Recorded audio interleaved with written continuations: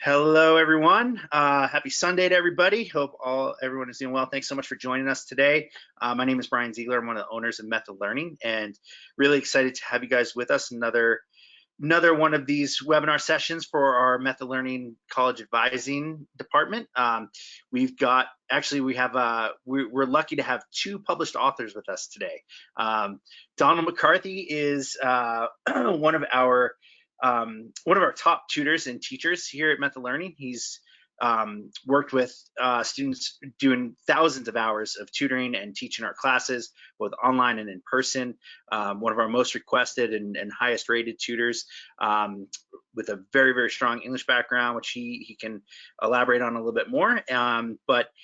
So we're excited to have him. He's also published a number of short stories in the horror genre, and is a pretty established writer himself. So, and then we have Dr. Amanda Stirk with us as well, with over 20 years experience in the college and advising realm. And so we're super excited to have both of them today. They got a ton of information for you guys about how to get more, how to show more of you in your college applications. And they can do that through things like your essay and resume and personal statements and things like that. So I think this is going to be a super helpful session for everybody. I do want to do one quick housekeeping note. And if you guys have not already gotten an email about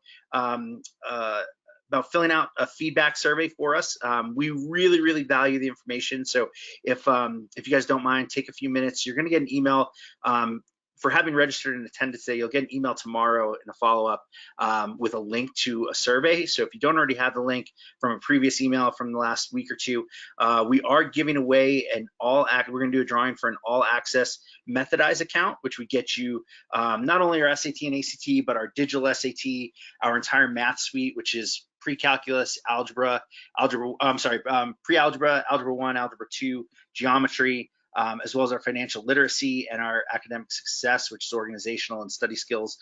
So there's a ton of really good coursework that you can get through that program. So we're gonna do a lottery pick for all the people who fill out the survey and give us some feedback about the sessions that they've attended. So please take a few minutes to do that, and also please recommend and share this link with friends and family. If you have other people who have students who are going to be going through the college admissions process in the next few months or in the next year or two, it will be really helpful to get them into this cycle as well and share that information. This link that you use to register today will also get you the recording for the sessions in the future, so you can share that with them and they can access as well. So without any further ado, I'm going to let Dr. Stirk take it away. So thank you, Amanda. All right, well, thank you, everybody. So excited to be, I think Brian, we were counting up, I think it's our 8th webinar. We just love to share quality information with all of you, and we're very excited for you to be here, either live, hello everybody, or obviously to be watching the recording. So today, when I was talking to Donald, he's such a wealth of information, and we're going to just tell a little bit more about ourselves in a second, but we were talking about what do we want kids to know? What do we want families to know right now? Because we're starting to get some of those panicked emails and phone calls, and they're just all of a sudden college applications are looming for rising seniors, even juniors are starting to think about it. And especially with everything going on in college admissions, even more important is really what we call the power of you, right? So how do we make sure that my application or your application is really the best way to showcase who you are and how do you do that? So that's what we're going to go in today. What I would like to do is just kind of find out who you guys all are. So I'm going to launch a quick survey, if you don't mind. Click please on the poll. Are you a student coming at us today? Are you a parent? Maybe there's some educators, maybe other, I don't know, other tutor or whatever. All right, we'll give you just a minute. Looks like mostly students so far, which is great, but definitely have some parents. Pretty equal there. Probably not as many educators with being the summertime. I know they're taking probably their vacations and everything else. Great, so it looks like about 2/3 are students and the rest of you are parents. Oh, it changed a little bit. Great, thank you so much. And so I'm going to ask you one more question. I am going to ask you what grade you are in as well. So if you're a parent, obviously what grade is your student in. If you are a student, 60% of you, are you kind of middle school, 9th and below, 10th, 11th, 12th? What are you in? Because that kind of helps us when, especially when we go into Q&A, knowing who we are talking to. A few 10th graders, fantastic. Quite a few 11th graders, love that. And quite a few 12th graders as well. Fantastic. Well, especially if you are in 10th and 11th grade, this is really going to help you because it's going to start having you think about your sort of you as a student. And as you go into sort of your sophomore, junior year, how do you sort of curate and create that sort of power of you in your applications? And if you are a current senior, you're definitely going to walk away with having a better understanding how to tackle the college application process. So thank you for all of you who actually participated. So as Brian said, my name is Dr. Amanda Stirk, and I've been doing this for a very long time. I'm a college consultant, obviously, with Method, published author. I wrote College Amazed, which is one of the curriculum, the book that we use in our college advising program. I'm a blogger, presenter. My dissertation research, everything is in college and career readiness. I've taught at the graduate level, career and college readiness. So it's an area I am very passionate about. I was on with some parents the other day, and they were telling me about their experience last year with a different college advisor, and they're like, they didn't know anything. And I'm like, I live and breathe college and career advising, and how do families navigate this process starting as early as 9th grade and all the way through. So, and my email is on the bottom, amanda@methodlearning.com. So if you have any questions after the fact, I would love to hear from you. I'm very accessible and would love to hear from you. And Donald, so Brian told a little bit about you. So tell us your background and what you've been up to. So I've been with Method Learning for now 11 years as of this month. So I was originally way back just SAT, ACT, and a little bit of essay help. And then I graduated into being one of their college essay assistants. And you can actually, if you go to Method Learning's website, I've written a number of blogs about writing the college essay. I also teach at a college. I teach writing at a college. In fact, tomorrow I'm starting a class for incoming freshmen. So I know a lot about what colleges are looking for in terms of what type of competency do they want to see incoming freshmen have. And that, of course, they want reflected in the personal statement and the host of supplemental essays that they request. As Brian mentioned, I'm a writer myself. I write short stories and academic essays, which all of 3 people probably read, but I do a lot of writing on my own as well. And I've been helping students since, with the essays now, probably about 8 years. I think I started doing it more regularly about 3 years in.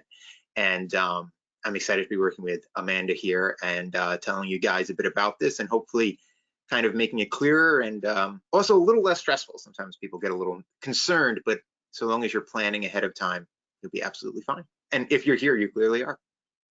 Absolutely. No, I love that. And I appreciate you, because I think what sort of our unique role in the process is that we're unbiased. Like, we don't have those deep connections with students, so we can really look at it from an admission standpoint, right? So when we look at an essay and we look at the supplementals and everything else, we have just a very different lens when we're looking at those, where the students kind of get involved, and we'll talk more about that.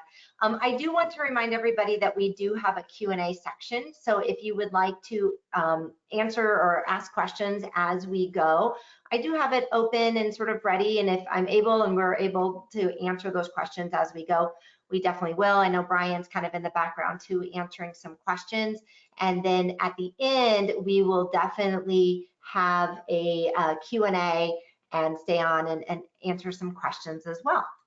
So as kind of Donald said, you know, there's a reason that we're here. Here's just a few pictures of some of my students in the past and the people that I have loved working with, you know, anywhere that they're going, whether I have Rice University, one of the students, we have University of Chicago, Williams College, We have University of Pennsylvania on here, UF Gators, University of Michigan Medical School. So, you know, whoever you are, that this is, you are envisioning yourself getting that acceptance letter and getting that pennant for your school next year. We definitely are here because we celebrate in your successes and really work hard to make sure you do have those successes. So, you know, just reminds me of obviously why we're here, and that's for you guys to live out your dreams that where you want to go and who you want to be. So just some of my smiling students I love. We're going to cover this a little bit later, so I won't jump into too much of it, but we do have some classes starting up. So for example, if you are a rising senior, we have some classes that specifically dives into your resume and your essay and admissions deadlines and creating a scholarship plan and building your college list. So those are going to be coming up on July 30th, and it's every 2 weeks on a Sunday, same time as today. So if this worked for you, this will be perfect. And then we also have sort of that 9th and 11th grade where I'm planning for my resume, I'm looking for opportunities of growth. I really want to sort of know what I need to do. And if you do it, if you join our class, it's actually it's half off today. It's only $250. So it's an amazing, amazing deal.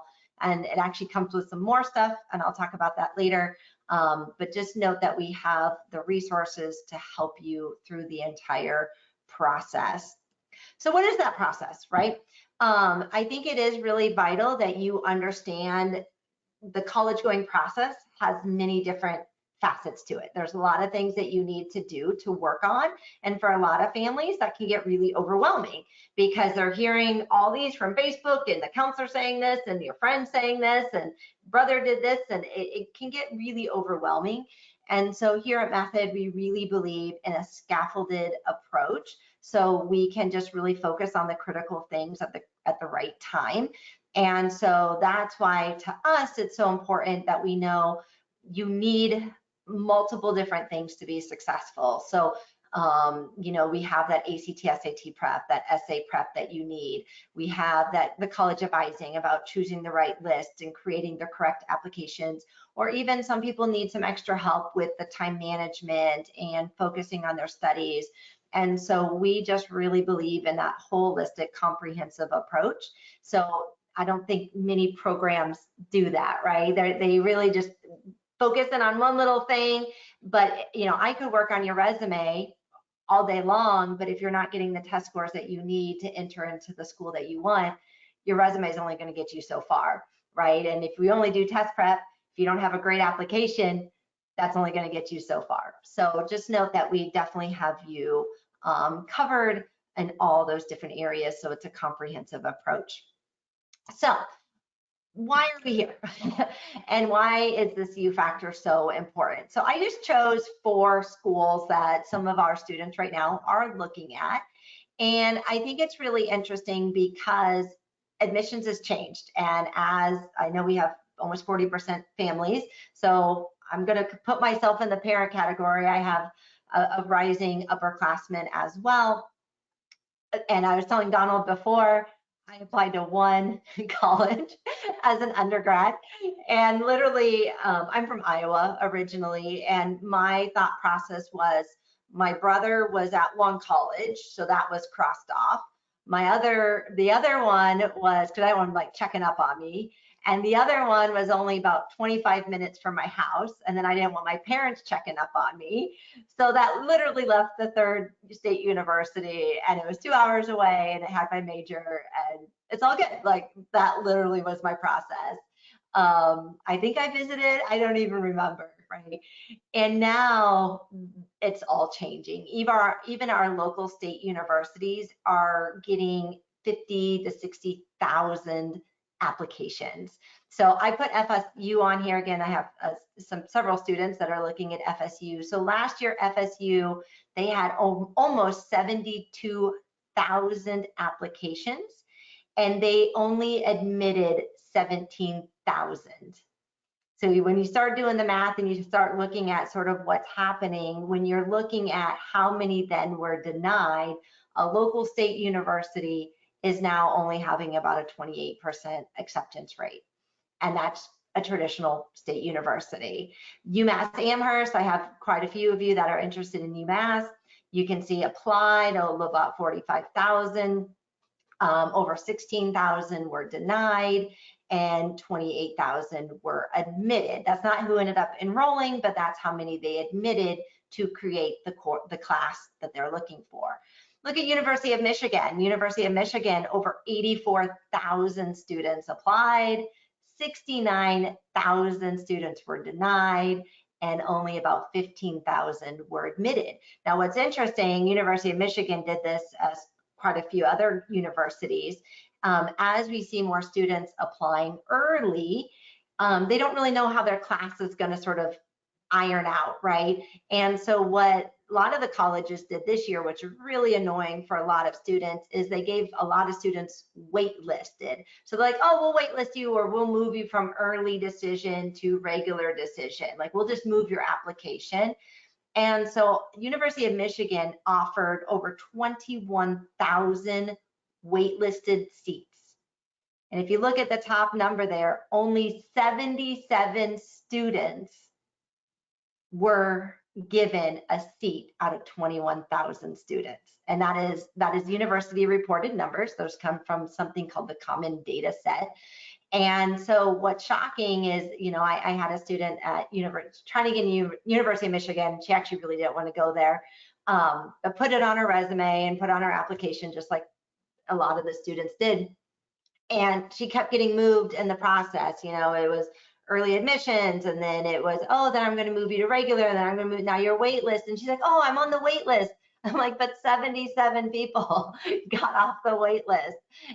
It's being a nice denial that they're holding on to your application until they have to say no.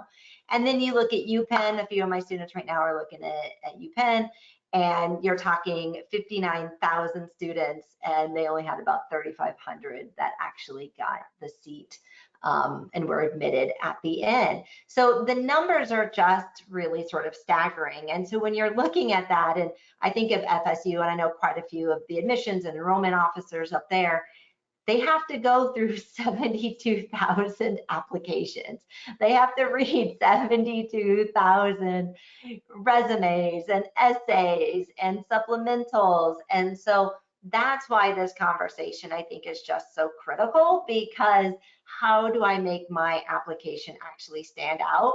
Because it can become mind-numbing reading them over and over again. And if you can't hook them early, and if you're not have your stuff together from the get-go, it's just going to be an automatic denial. Like, they're not going to dig into your application. They're not going to look at that last paragraph.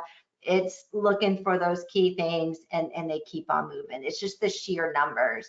So why the sheer numbers? Well, a lot of it's due to the Common App. So as more and more schools go to the Common App, so this was last year's data, so 2020, 2022, 2023, and now they're going from about 850 members, colleges that are part of Common App, and this year it's going to be over 1,000. So definitely an increase.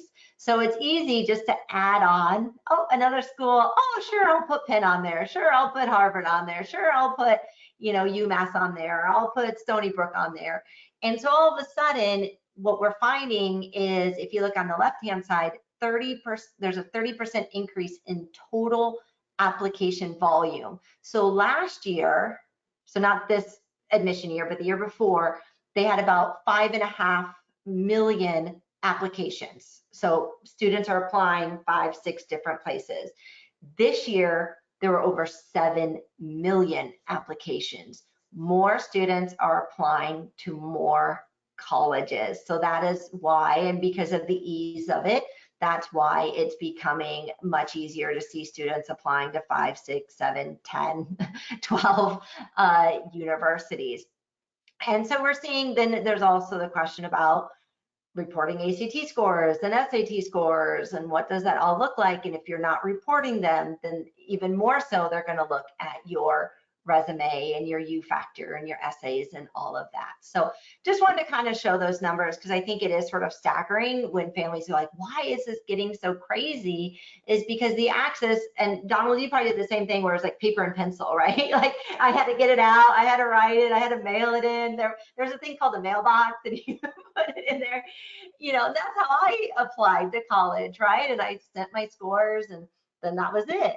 And now with the ease of pushing buttons and things like that, and so colleges, and especially with AI, I know Donald, you'll be talking about this, because things are getting a little like, where is this information coming from? Did you write this? Like, how are you vested in my college? We're seeing a lot more supplemental essays coming up. We're looking at more portfolios, different writing prompts. So they're trying to get creative. So they're actually getting to, does the student want to go here? And does the student actually, should they come and should we accept them, right? So I think it's important, and I don't think enough sort of college advisors really talk about this, like the process. So a lot of counselors, they focus so much on just admissions, and admissions is really important. Like obviously you want to get into the college you want to go to, but the other thing that you have to look at is sort of what happens in terms of after you submit your application. So not only are they looking at you for admissions, do I admit you, do I defer you or waitlist you, or do I deny you outright? But if I am going to admit you, what scholarship should I give you? What should I put you in the presidential scholarship? Should I put you in our innovation academy? Should I give you summer term? Should I give you fall term? So they start looking at your application, letters of recommendation, your essays, your supplementals. They start digging deeper into it, thinking about now, what else can I give you to entice you to come here? And so when you're creating your application, not only are you applying for admissions, you're also applying for scholarships and programs. So having somebody like Donald or myself going through this with you, we're not just thinking of the first part, we're thinking of, we want your application to keep going and you to have the best chance of both admissions and scholarships. And so how you word things, how you edit things is actually really critical. And then you can see, you know, once they accept you, then they look at scholarships and programs, they'll send you an award letter, you have to make a decision, and then if you're going to go there, you have housing and orientation. And if they don't, deferred, waitlisted, or denied, then what's the appeal process? And were my documents, did they say everything I wanted them to say? And if they did, what was not good about it? Like, you know, to resubmit a whole resume and everything after the fact is really hard, and very few kids actually win in that process. So you want to have everything from the get-go, both for admissions and for scholarships. So one of the things that I think it is really critical is understanding, again, admissions and scholarships. We're trying to get both things. And so there are what we call academic factors that colleges look for, and there's non-academic factors. I did a whole webinar on this, so I'm not going to spend a lot of time on this today. So if you go under the Method website and go under where it says webinars, all my former stuff is there. So I really dove into this slide for like a whole hour. So if you want to know more, go there. But what's interesting, and I highlighted it under non-academic factors, things are changing because of the new Supreme Court and how they can use race and ethnic status within an application. They can't, you can write about it, you just can't, they can't use it as part of the decision-making process. And then also alumni relation is sort of under review as well. So hasn't yet changed, but that is there. So on the academic factors, that GPA, your test scores, your essay, your letters of recommendation, but they're also looking for your extracurriculars and your character and your personality and your volunteer work and your work experience. How interested are you in the college? Are you a first generation student? Are you from the state? Are you not from the state? Some colleges, religious affiliation. So they're looking at all these different things. So as you start building your U factor, it's really critical to make sure in which piece of my document, was it my resume, my essay, where am I talking about these things, and really how do I make them shine? So I'm sort of checking the boxes as we get going. So important, so I'm going to pass this on to Donald. So I started kind of talking about some of your critical documents. So Donald, what are some of the critical pieces that every college student should, or soon-to-be college student should have in their college documents? So I'm going to go from resume clockworks.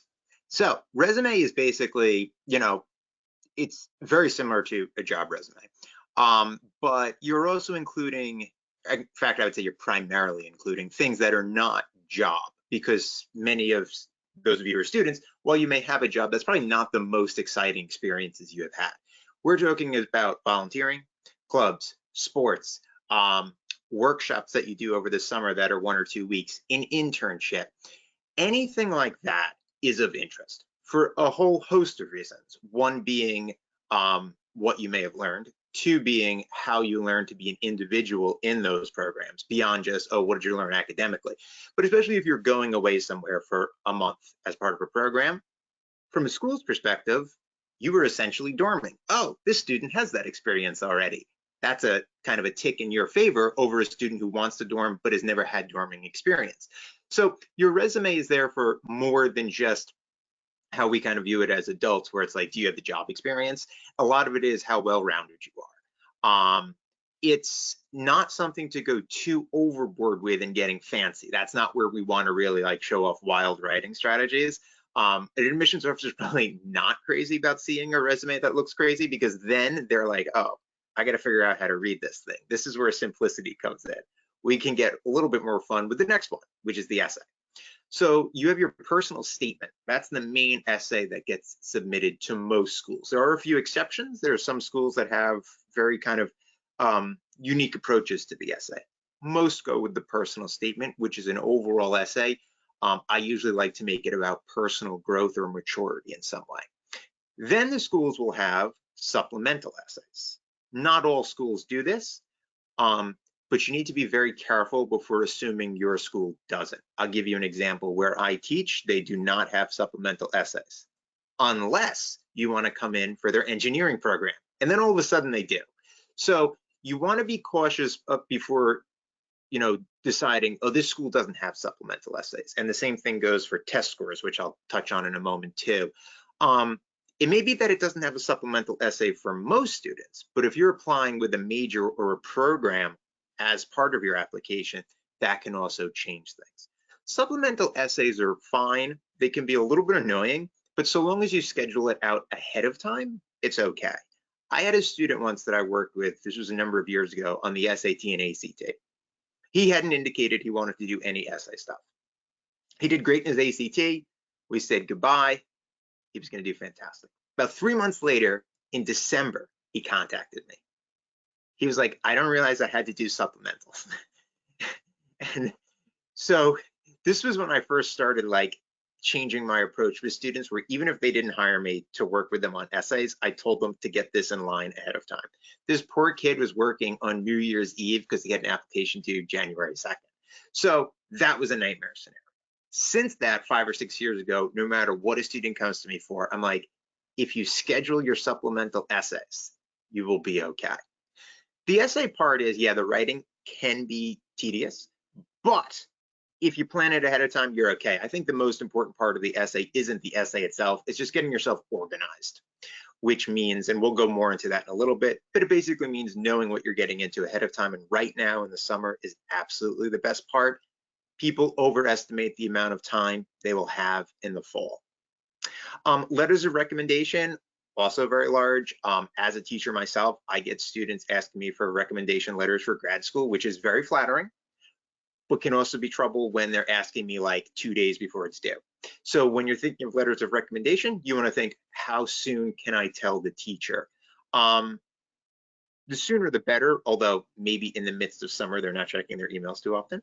And you want to make sure it's a teacher that knows you. I have had students ask me who like never participated in my class, and it's kind of hard because I don't feel like I know them that well. So the more the person knows you, the better. Then we come to the ACT, SAT. So the first thing I want to note is what I said before. A school might say it's test optional, But you still need to be careful. If you're going to apply for an engineering program, they may want the scores, but the general admission student doesn't. That's something else that happens at my school. They have an engineering program and you have to submit an SAT score or an ACT score. But if you're just coming in as an education major, you don't. So be cautious again on what those expectations are.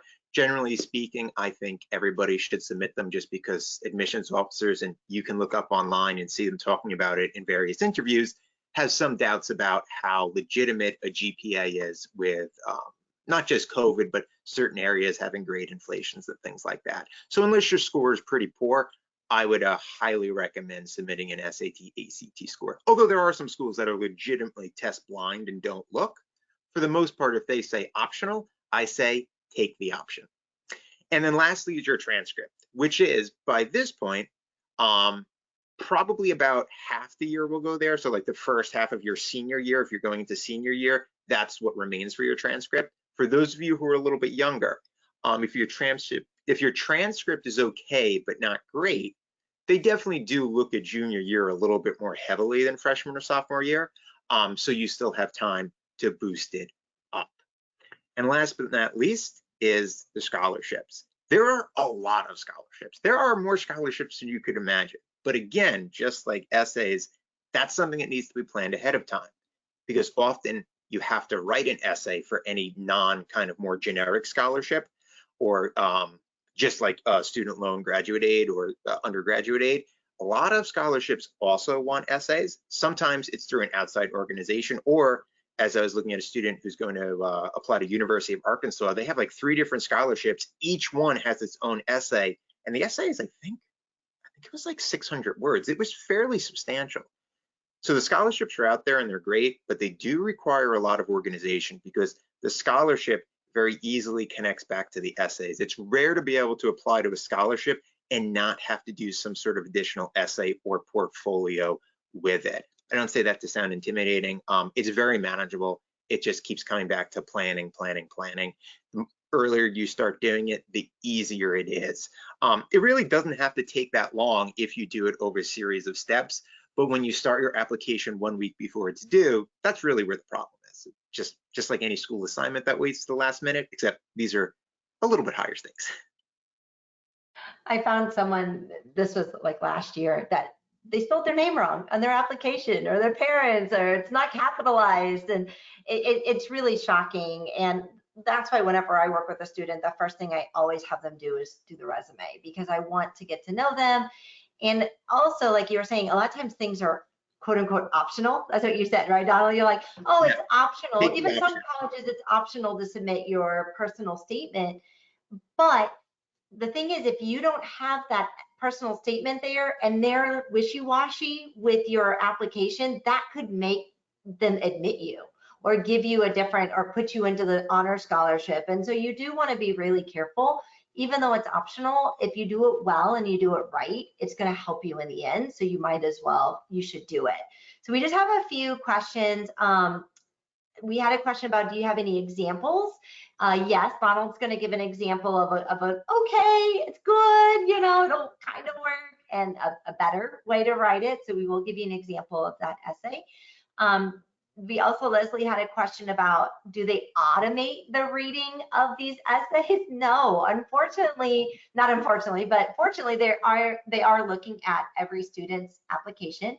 But realize those academic factors sort of come in first. Are they going to admit you on the academic factors?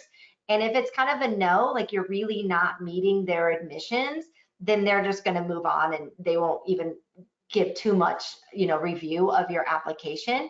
If you are meeting their academic standards, they'll go to your documents, but realize when you're talking about the 75,000, they only have so much time. And so we're talking a lot of times less than 5 or 6 minutes per application. So it's even more critical, if you have them and they're going to be reading it, how do you engage them and what does that look like? So it is not automated. They do have a process. Typically, the person that is assigned your school area is the one that kind of reviews your application and everything first. And we got some other questions, so we'll kind of stop there, and we have some great questions coming in about supplemental. So let's we'll keep going with the presentation. So we're going to continue talking about those. So I just wanted to cover that real quick. Oops, let me move here. So what are some things that we can do? So in looking at your application, the first thing that I really want you to consider, both students and parents, is you have to look at it holistically. What does each piece of my application say? So if I look at, I was talking to a student earlier, one of the kids I'm working with, and I'm looking at his transcript, and I said, let me tell you, based on the transcript I'm reading, what I think you might be interested in a major. And I will tell you what I was reading did not match with what he was trying to go for. And the student, I will just say, he was actually considering pre-med. And I'm like, well, where's your advanced biology and chemistry? He's like, yeah, I don't really like chemistry. I don't really know about biology. And I'm like, well, this would be kind of a red flag, especially if you're considering a direct entry program or an accelerated program. If you haven't taken advanced biology or chemistry and you took physics instead, that might be a question, right? So you really want to look at, and maybe that his school didn't offer it, or maybe it didn't fit in his schedule. So if something's missing, then that's where you can use your essay and your supplementals, right? So it's important to think of it holistically. What you don't want to do, as kind of Donald was saying, is you only have so much space. So in your resume, in your Common App, you only have 150 characters and 10 activities. Like, that's super short. I mean, that's like not even a sentence to talk about yourself. And your essay, you only have 650 words. So then I have to think, what can I say in my supplementals that's different than what I said in my essay? Then that's different than I said in my resume. And then how can I use my letters of recommendation as well to maybe fill in some of those holes that I don't maybe want to use my essay here, but I want to use my letters of recommendation. So there are a way to really consider about using it holistically and not repeating yourself, right? So allow the words and the different types of writing to expand. So really think about, what are your skills? What are you coming in with? One of my students is really advanced in C++ and Python and things like that. So how does that get shown within his documents? If you have a passion or an interest or hobby, sometimes that doesn't show up at school. Maybe you put a car together and you took an old car and you built it and you did everything. That typically doesn't show up on a resume. It should, and it might be something you might want to write about. So there's a lot of times, maybe you taught yourself guitar, maybe you're really interested in writing and you've been published. There's a lot of times your school doesn't know these things that you've done. So really think about passions, interests, hobbies, like what makes you go, what makes you like keep learning, right? Do you have any talents or abilities that are sort of unique, and maybe you're inquire and you want to continue that on at the collegiate level? Do you have anything that the school could tap into? Maybe you want to be part of the marching band, right? And do that. And then also your character. They want to see leadership. They want to see that experience and that sort of the idea of the teamwork and sort of the community outreach. And then just your background. That's maybe your cultural background. That's where you came from, what's meaningful to you. Maybe you're part of the LGBTQIA community. Maybe it's you have a learning disability that you have navigated through and become successful with. So there's lots of different things to sort of start considering. So to start the process, start looking, what are my unique skill sets? What are some of my passions and interests? So start making some columns and making notes. And this is where parents, I love when I meet with a family. I love, my first time is to meet with a family because I want to hear from the student what they're thinking. But sometimes they're shy and the parents like, but don't forget you did this and don't forget you did this. And, and I ask the parents, like, what would you say would be your kid? And they're like, oh, this and this. And so this is a great time that you can sort of scratch this out together, because there's a lot of times after 4 years you've forgotten, right? So skills, passions, interests, talents, abilities, character, and so forth. So this will go on to you, Donald. All right. So in terms of when you're looking at the personal statement, or sometimes the personal statement morphs depending upon the school, and they're like, here's the essay you have to answer, but it's essentially a personal statement. Or a supplemental. Supplemental, basically, usually they're shorter, like 250 words, although not always. And then there'll be an additional question. So the first thing that I like to do with these is, of course, you have to analyze the question. What do they want? You don't want to have an idea ahead of time and then try to figure out how to make it work to the question. They likely are asking a question because they are genuinely interested. Colleges have a tendency to be kind of bureaucratic. So by the time they actually put a question on there, it's been through like 17 deans who have all decided we actually want an answer to this. So there's a reason they're asking for it. So try to analyze the question and say, let me give them what they want, not let me tell them something I want them to know that doesn't really answer what they're asking for. Knowing the school and its values is important because they're interested in seeing if you match those, which might not seem fair at first. It's like testing your personality, but on occasion, it can actually be helpful. You also don't want to go to a school where you're like, wait, this type of atmosphere is not what I'm looking for. You'd be doing yourself a disservice by applying. You want to brainstorm and think, okay, what is a good response? And here, talking to somebody else is helpful. A lot of times when you're thinking about something that makes you unique, you can't think of it because to you, it's normal. But when you talk to somebody else who maybe doesn't know you as well, they're like, whoa, whoa, whoa, what did you just say? You did that? And then they're amazed. So brainstorming and asking for feedback is important, as is editing. However, it is very important that you do the actual writing yourself. We'll talk a little bit more about that shortly. In terms of what to say, basically, I'm looking for a few different things if I'm the admissions officer.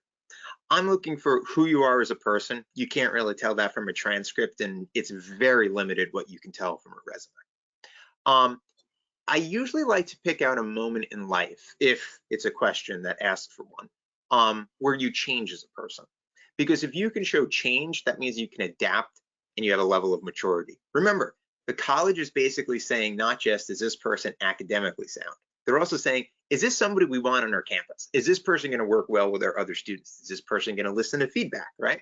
So if you can talk about a challenge, an obstacle, or something that forced you to grow, it doesn't even have to be something you necessarily succeeded at. I've had students write amazing essays about something they set out to do. It didn't work out, and that taught them something. So long as what you're writing about shows how you grow as a person and adapt as a person, they're going to like that because it's a really good sign that you'll do well on a campus, especially if you're dormant. As I mentioned before, in terms of time to spend on this, you don't need to spend a massive amount of time on your essays if you have them organized. If you know the order you're going to write your essays in, you can be thinking about your next essay during the day. You don't necessarily have to spend 7 hours sitting there. But what you want to do is you want to know ahead of time, what do I have to answer? When is it due? And take them in chronological order. This way, there's no last minute. And this way, there's no stress where you're sitting and thinking, oh, wait, how am I going to answer these 3 essays? They might be easy individually, but when it's due the next day, they start to seem insurmountable. It's just too much at once. So prioritizing, setting a calendar, setting goals of I want this done by this date is a good idea. I would usually say set fairly aggressive goals. This way, if you fall behind, you're still ahead.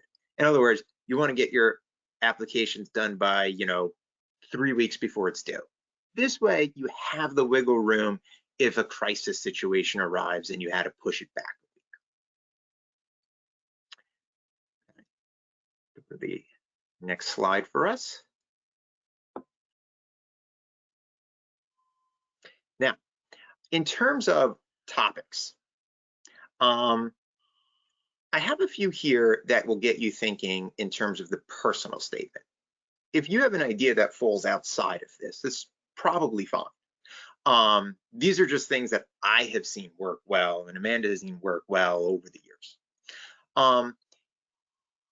Anything about an obstacle doesn't mean you have to have necessarily overcome the obstacle. You just either overcame it or came to terms with it, showing how you face adversity. They like that. College is different. You're facing challenges you haven't faced before, not just academically, socially, professionally. They want to see if you can handle that. They also, if you can talk a little bit about how you interact with others, as we have on the fourth bullet point, right? What has somebody done for you at some point that has made you feel happy, grateful, motivated you? Motivational stories are always great.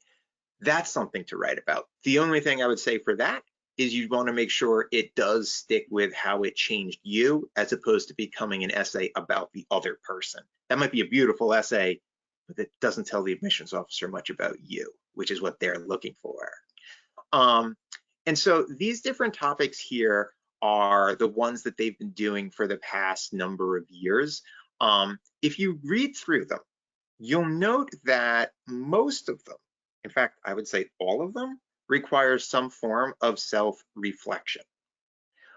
Once that occurs, you're going to have a great essay. Once you start to write about some form of, here was a moment in my life and I'm capable of reflecting on it, it shows a sense of maturity that will make you stand out. The current topic that I like the most, and that most students do, is that they allow you to just share an essay on any topic of your choice. I like that one because it gives you wiggle room. You don't have to actually respond to a full prompt. You can manipulate it as you want. However, some students say, oh, that's great, I'll just submit this English essay I wrote. I mean, you can do that. People have done it and they have done it successfully. I do not think, though, that that's a great use of this space, and I think that you're actually really missing out if you're not telling that kind of personal reflection story that gets the schools so excited. The admissions officers are interested in who you are as a person. If your essay is not showing who you are, I think then you're basically taking 20% of your application and putting it aside. There's an element of yourself you're not showing them, and that's a huge mistake. More and more colleges are very interested in who you are as a person and having a student body that is very broad.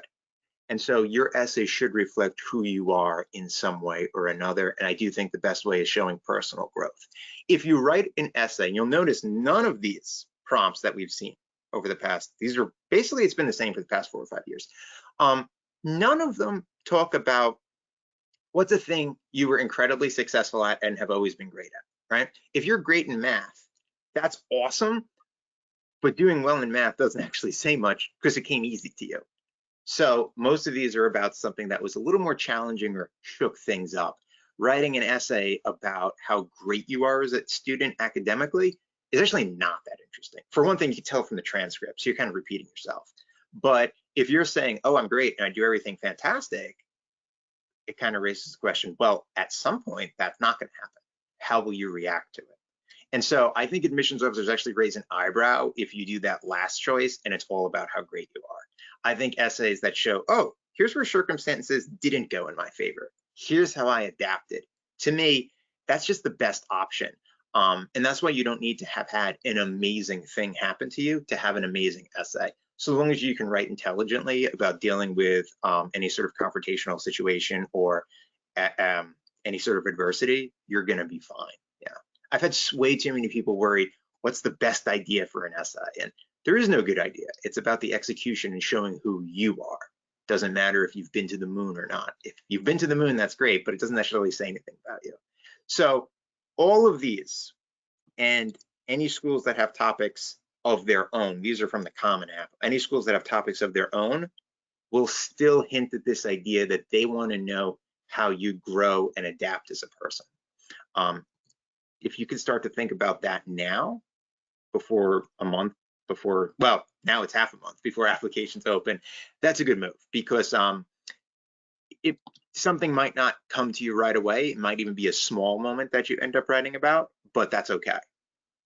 All right, I think next slide. And I'll just add to it, Donald, I think you're so right. And I was working with a student the other night and we were going over her essay, and she had done it for a class. She had done it for her AP English class, and she got an A. It was a nice essay, but it was about something that happened when she was in elementary school, and it was, you know, her at the lake and all. Great essay, but I learned nothing new about her, right? And so I think the really critical thing, and I think what you're saying about, doesn't really matter which one it is, but what's the depth of character and who you are and that self-reflection that's more important, right? And that's why I think it's so critical to have other people help you that has that sort of external view, right? That sort of unbiased, like, oh, you know, as a mom, you might be like, oh, that's really sweet, honey. Oh, I remember that moment at the lake. That was great. But that doesn't mean that's a good admissions. I don't know you. I'm just seeing your application in front of me. And so I'll just show, I know we have this, here's from the Common App, and this is kind of what you're alluding to, kind of what's the most common essay. And so, right with, do you want to add anything to this? Yeah, the topic of your choice one, I like just because you have no restriction really. So like sometimes I'll tell a student the personal growth and the facing adversity, you sort of mix them together and you put it under topic of your choice, but that's usually the best approach.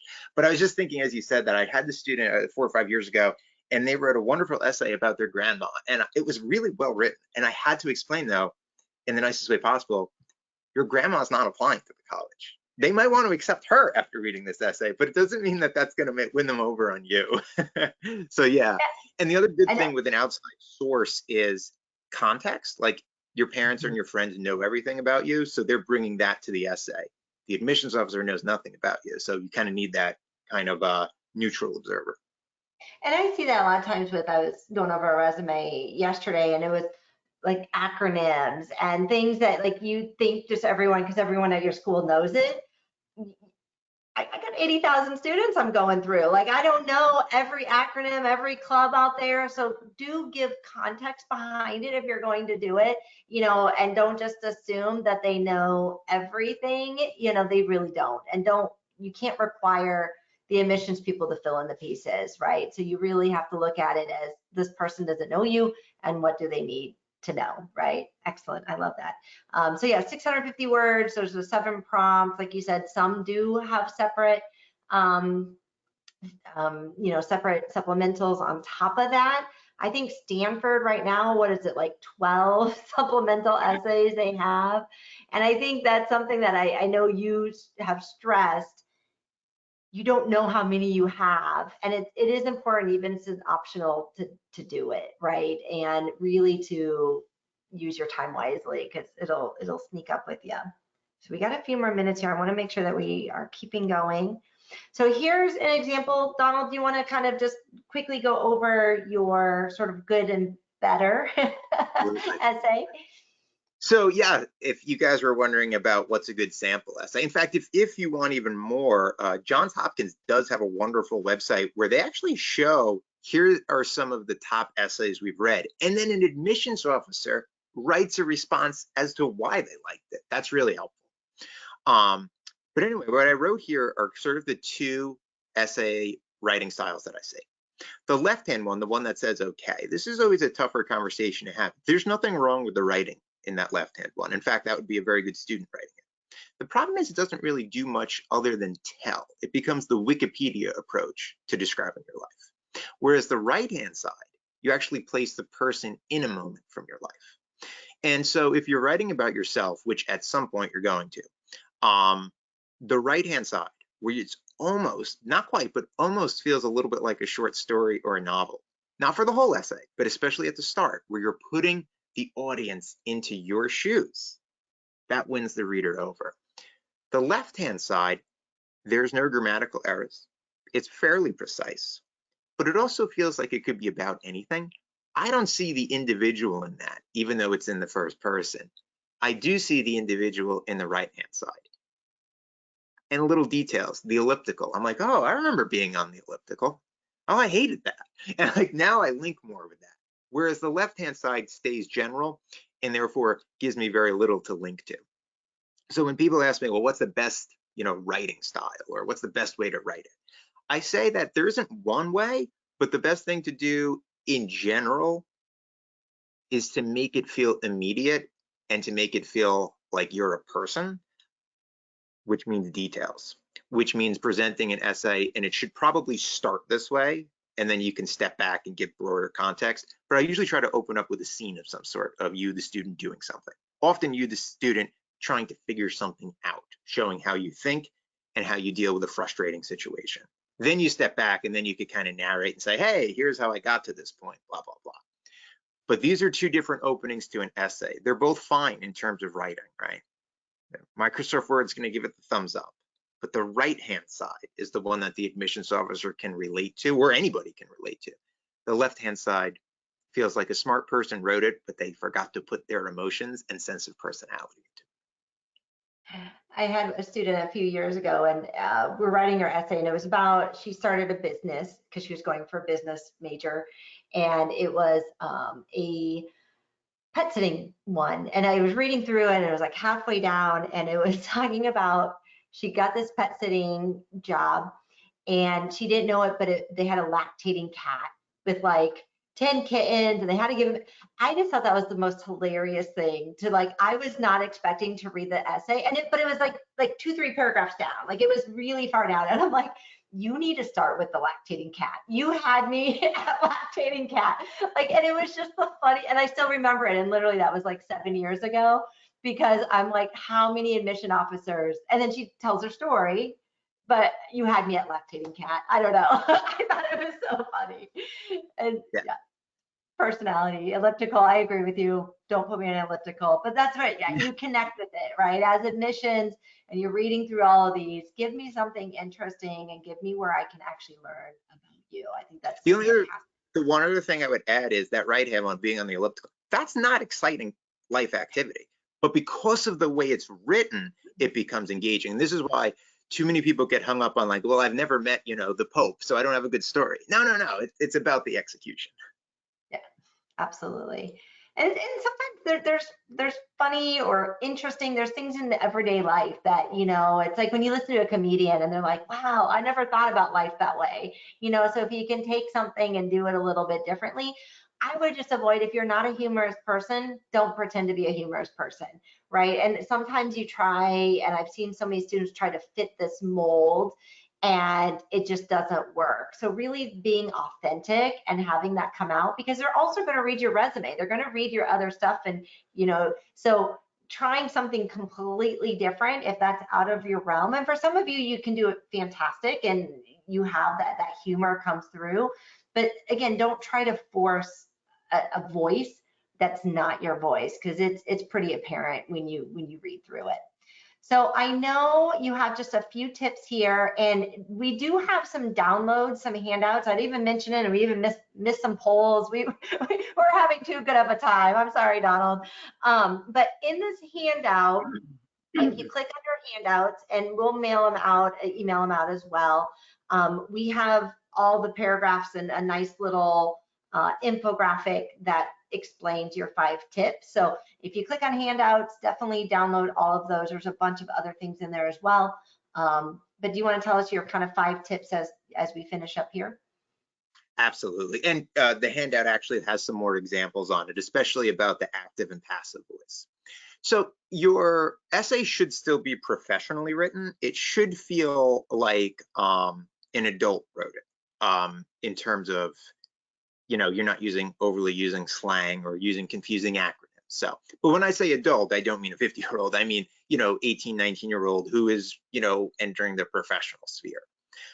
But you don't want to keep it stuffy, and that's where I wrote in the other thing. So a lot of times I read these essays and I can tell that the student really hit the thesaurus and they try to make every word sound smart. But instead of sounding smart, it sounds really awkward, like I'm reading a robot.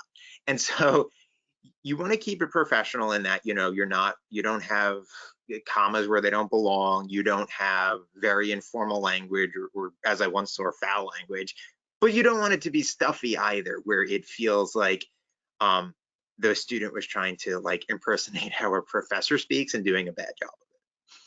Active and passive are writing styles. Active goes back to the very good writing example I gave you, where it puts you in the moment. It's verb-oriented writing. I included a couple of examples on the handout. This is the type of thing that students sometimes struggle with, and I would say when I look at a student's essay, this is one of the biggest fixes I end up providing, which is making the writing feel more active and immediate. For example, the difference between I was tired and I fell asleep at my computer. The first thing told me something, but I couldn't picture anything.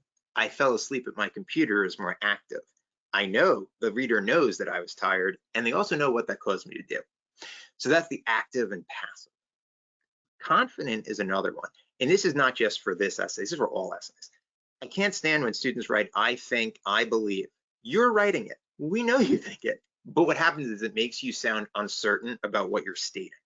There are exceptions where that's necessary to put in, but anytime you're kind of like hedging when you're talking, it makes it sound like you don't believe what you're saying.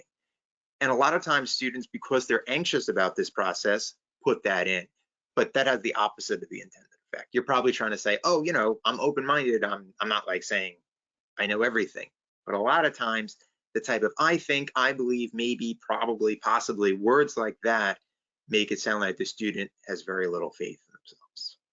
Keeping it varied goes a little bit back to the first one, and in the handout I gave some examples of this, which is you don't want every sentence to sound the same. You have to differ your structure, which connects to 5 and keeping it your voice. One of the biggest problems that I see is I see a student's essay and I kind of know the parent wrote it. Or now you can have the AI write it, right? They're really bad when that happens. They'll be grammatically correct, but what happens is it doesn't say anything. A colleague of mine at the college had a student hand in an AI paper, and you could tell right away because there was a certain tone of nothingness to it that might sound nice at first, but is completely forgettable. I would rather every day a grammatically incorrect piece of writing that has a voice and is representative of the person than something that like a parent wrote out because they're like, well, I want the essay to sound good. Admission officers, as we saw, read a lot of these. They know when it's a student and when it's not. And while you always want somebody to edit your essay and give you feedback, you want it to be in your voice, not somebody else's.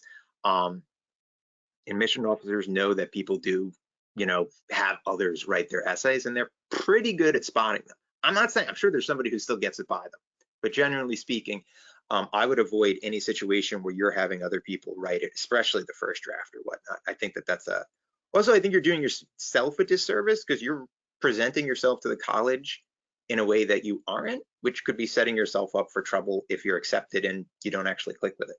So your voice sounds so cliched, I know that, but that's a really big part of the essay. And so you want to be the primary driver of the essay. Other people editing it is absolutely great, but you're the primary driver of the idea and the voice.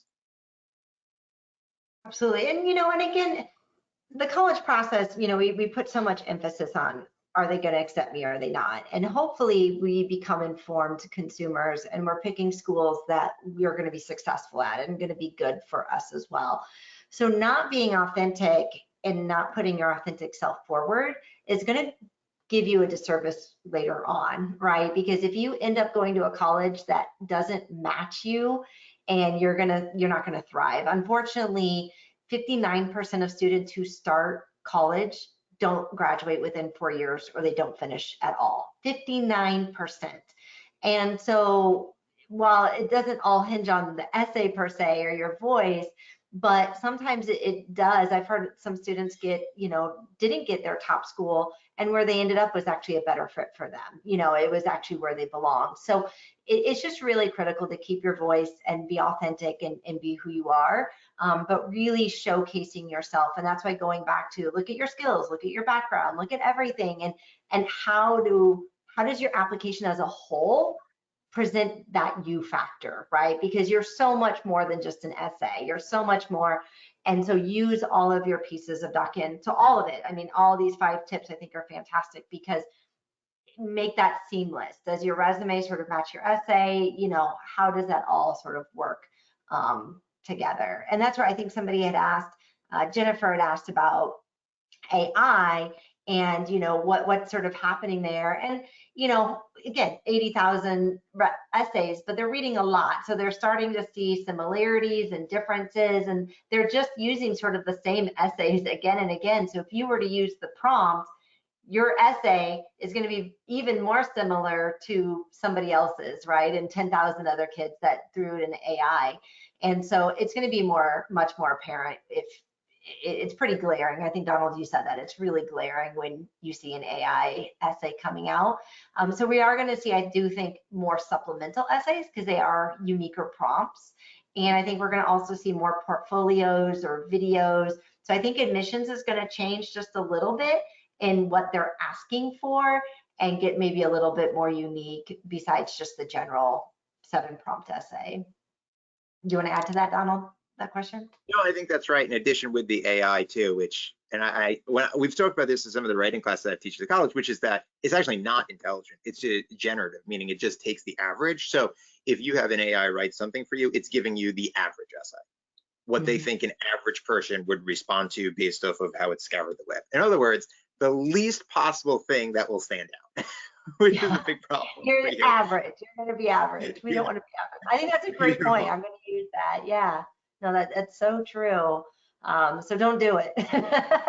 You know, and I do like AI in some aspects of like building your college list and asking for things that are sort of unique, because a lot of times we use a lot of data and information looking for size of colleges or location. So I do like using AI and like ChatGPT to like look for unique programs or colleges that maybe have a high, you know, student ratio of disabilities, or there's just some cool stuff that you can do, but more as a search engine than as to write your essay, right, and to write your voice. So it is useful in the college admissions process, just not with this, right? There should be, Audrey asked, where can I find the handouts? I don't know what it looks like on your side, but there should be a handout button. If not, we are going to email them out to you. So because you're registered, Audrey, you should be able to. Oh, thank you, Brian, for answering that question. So let's kind of go. So I do want you to know, I know we're over time, but we're going to keep going for a little bit because we're going to answer these questions and get through this. We do have another, I have another webinar that's coming up August 8th. And we're really going to be talking, especially for you 9th, 10th, and 11th graders, this is going to be a little bit more focused to you, but it's really looking at how we can continue to build that you factor while you're still in high school, and you know what programs to look for, how you can sort of differentiate yourself even from the students at your school. And so definitely join us for that. You can just use that QR code and you can get right on there. And I do want to again remind you that we do have this special deal going on. So if you really enjoyed this and you think, wow, I would love to dig even deeper into what an actual resume would look like or what an essay would look like, and getting those templates and getting that information, we have those classes coming up. And along with the class, there's 5 classes and they're either live or recorded. So if you can't make it, you still have them. And you also get a detailed method diagnostic. It's a values and fit diagnostic. You get an individual session, you get an individual student assessment and personalized timeline, like what do I need to do when? So you have a plan of action. You have all your resume templates, your essay templates, your letter of recommendation templates.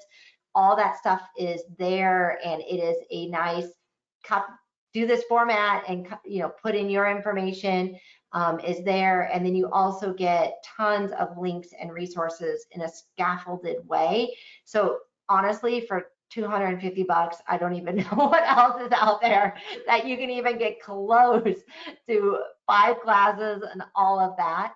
And then of course we do have, if you want us to go over your essay, we want you to help you find that voice, to help you find your topic and go over your list. We do have other packages that get you to the elite, and it's based on how much time and energy you want. But every senior, especially seniors, and then we also, for juniors, sophomores, like I said, we do have the classes just for you as well. So it's a great time to get started. So that way you're not wondering. I feel so bad. I have some seniors right now, they're like, I wish I would have known that. I wish you would have told me this time last year, because I would have done XYZ differently. And it's not about being stressed out and feeling overwhelmed. It's about being informed so you make the best decision for you.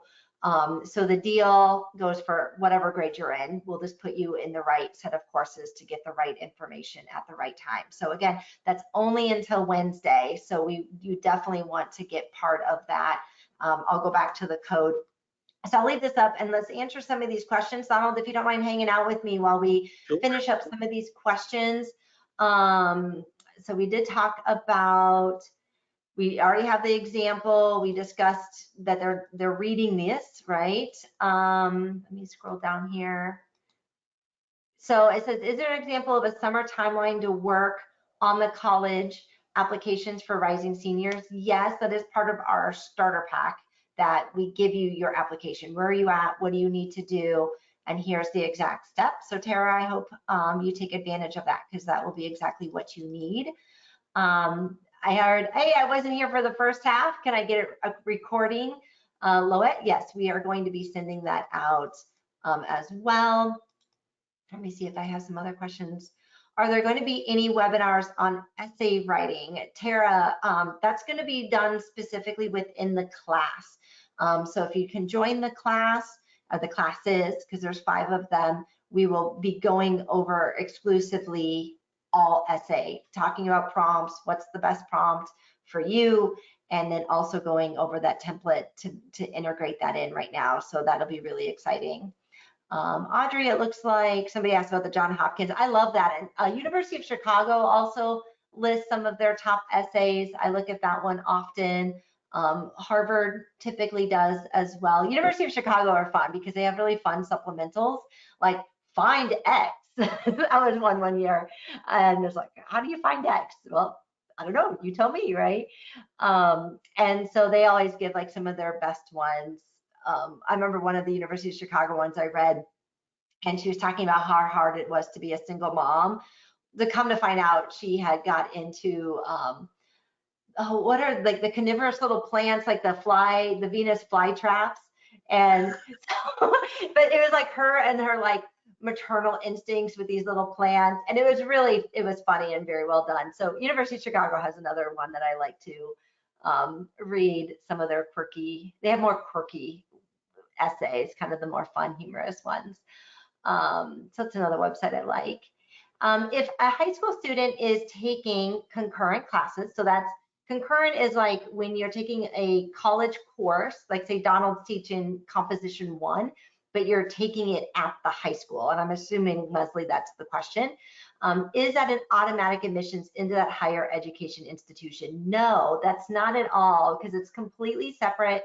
It bodes well. It can show demonstrated interest for sure. But now they're going to dig deeper into your ACT, SAT scores. They're going to look at your sort of application as a whole. So you're going into that college basically like any what we call first time in college student. So while you've shown demonstrated interest and you've shown hopefully that you can succeed at that college, it is not automatic admissions. If it's a 4-year university. Now, if it's a 2-year open access, then yeah, because everyone gets sort of automatic admissions at open access institutions. But I'm assuming it's a 4-year university, maybe like a Syracuse or, University of Illinois or something like that. But that is not automatic. So you still need to go through, and even I actually work with a lot of students that have their AA degrees coming out of high school. And again, if you're coming out with an AA, you are still considered a regular first time in college student. You still apply through the traditional means. So make sure that is the case. I don't see the dashboard. Audrey, just email me, amanda@methodlearning.com, and I will send you directly that those handout for you. So you have all of those.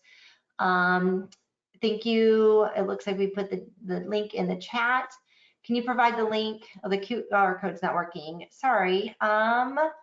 Hopefully I'll send that out to you, to the link for that. If you go on our website, it should be listed as well. It's just methodlearning.com/webinars.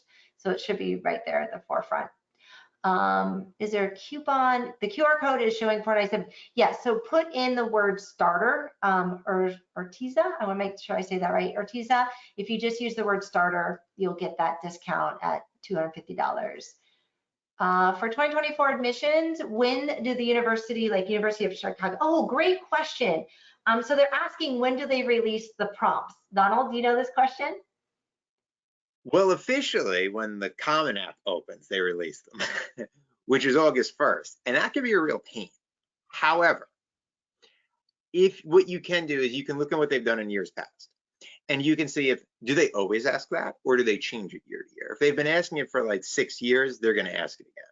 If they change it year to year, maybe not so much. However, what I will say with supplementals that I didn't mention before, and I should have, is a lot of school supplementals are similar. So even if you do get a little ahead of time and it turns out the school didn't ask for it this year, it's very likely you can kind of cannibalize part of it and use it for something else. So they don't open it until August 1st. However, I have had students come to me ahead of time and be like, I actually emailed the admissions officers and they told me that these were the prompts. Yeah, they're there to help you, admissions officers. So you can also reach out to the school ahead of time and see if they know, even if they haven't officially posted it or they still have like last year's up. A lot of times the school will just tell you because they want you to apply. You have to pay money. So it's great for them. They're going to encourage you to apply. So they'll probably tell you. I can't promise it. And sometimes they really are still changing things around, especially as you guys can see from earlier in the program, the amount of people applying has changed. But yeah, if the college isn't listening it, you can ask them. I tell my students that all the time. And a lot of times when I tell the students, they're hesitant. They're like, oh, should I really ask? It's like, it's not like, asking in high school your teacher to resend an assignment. No, they want to hear from you. So whenever in doubt, interest too, right? As you're showing, I'm on top of things. I want to get it. Now you don't want to bother them, but if you are going to ask, sometimes it's nice to ask for your representative. So typically, like your school is assigned a representative. So to get a relationship built with them, like if I'm in Florida and I'm applying to Stony Brook, I'm going to look who is my Florida rep and who has it. And then that's the person I would personally contact. You could do admissions generally, but that's who I would reach out to and be like, I'm really excited. I want to get on this. I want to get my application right away. Like sound excited and be like, do you know your supplementals? Right. That's also good job hunting advice too. When you contact instead of a general, but like a specific person, it always looks better. Yeah, it always does. And you're more likely to get an answer.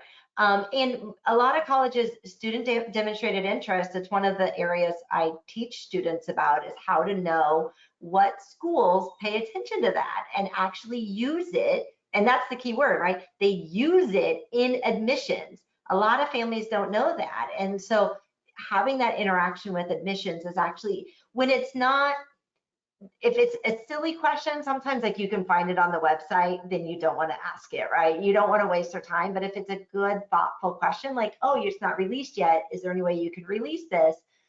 Then you definitely want to follow up. But August 1st is coming up. And remember, we didn't say it too clearly, but you have to answer the prompt, especially with the supplementals. Don't force another one, even though they kind of start looking the same. I have seen kids try to copy and paste and they forgot to change the name of the college.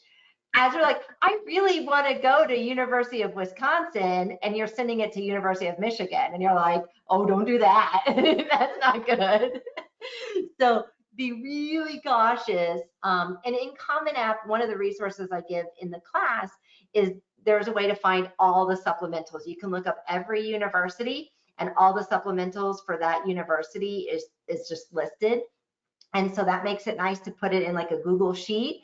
And then you can just keep track and then keep track of those deadlines. Like you were talking, Donald, get organized, right? Know what's being required, how many are being required, what their length is, and then start organizing it that way. You really have a plan of attack, because otherwise it gets really overwhelming very quickly. Oh, I went too far. I was just scrolling down. I think I answered all the questions. I know I went over. Thank you everyone for staying.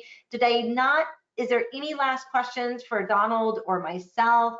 Like I mentioned, Donald is here. He is one of the many people besides myself that does essays. And so I know he would love to help any family that would be interested in getting higher scores for their ACT, SAT, especially on the reading and writing portion. I just had a student I was talking to that was super strong in math, and they're like, I just need to get that reading score up. Donald is fantastic with that, and then can help with essays. And then I have the class as well and help with essays and the whole resume as well.